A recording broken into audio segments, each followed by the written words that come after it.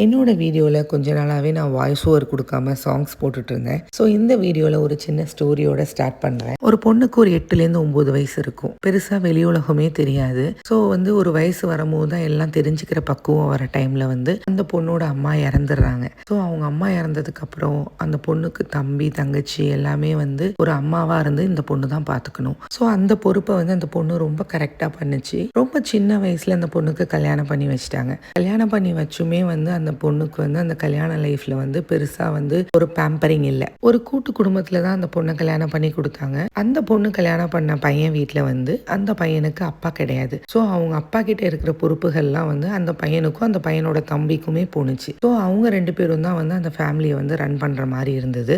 ஒரு ஸ்டேஜுக்கு அப்புறம் ஃபேமிலி பிரிஞ்சு தனித்தனியாக வாழ ஆரம்பிச்சாங்க. அப்படி வாழும் போதே ஃபினான்ஷியலாக ரொம்ப டைட்டாக இருந்ததுனால வீட்டு வாடகையும் கொடுத்துக்கிட்டு குழந்தைங்களையும் படிக்க வச்சுட்டு ஃபேமிலியை ரன் பண்ணுறதுக்கு ரொம்ப ஸ்ட்ரகிள் பண்ணாங்க.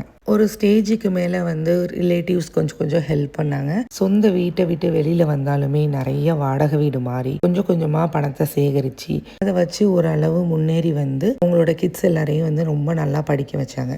லைஃப்பில் யாருக்குமே எந்த கெடுதலும் நினைக்காம எல்லாரும் நல்லா இருக்கணும்னு நினச்சி அவங்க பிள்ளைகளையும் நல்லபடியாக கஷ்டப்பட்டு வளர்த்து ஆளாக்கி அவங்களையும் கல்யாணம் பண்ணி வச்சு நல்லா செட்டில் பண்ணாங்க. அந்த தம்பதியரோட நல்ல மனசுக்கு அவங்களுக்கு அமைஞ்ச குடும்பமுமே எல்லாமே நல்ல குடும்பமாக அமைஞ்சாங்க.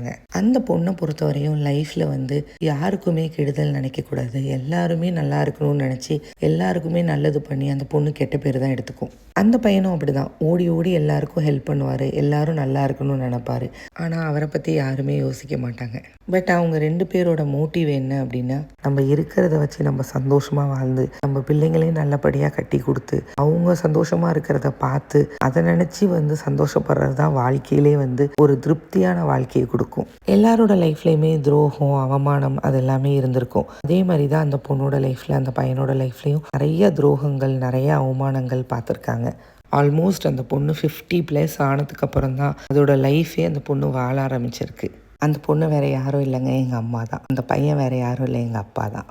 நான் ஆல்மோஸ்ட் துபாயில் 11 இயர்ஸாக இருக்கேன். இதுவரையும் நான் எமிரேட்ஸில் ஒரு டைம் கூட ஏறினது இல்லைங்க. திருச்சியில் ஏர் இந்தியா எக்ஸ்பிரஸில் தான் வந்திருக்கேன். பட் என்னோடய ஹஸ்பண்ட் எங்கள் அம்மா அப்பாவுக்கு எமிரேட்ஸில் டிக்கெட் போட்டிருக்காங்க. எங்கள் அம்மா அப்பா கிட்ட பாஸ்போர்ட் கூட கிடையாது. பிப்ரவரி மந்த்து அவரே பாஸ்போர்ட் அப்ளை பண்ணி அம்மா அப்பாவுக்கு பாஸ்போர்ட் எடுத்து விசா எடுத்து எமிரேட்ஸில் டிக்கெட் புக் பண்ணியிருக்காரு. என் தங்கச்சி ஃபேமிலியும் என் தம்பியும் சென்னை ஏர்போர்ட்டில் ஃப்ளைட் ஏற்றி விட்டுருக்காங்க.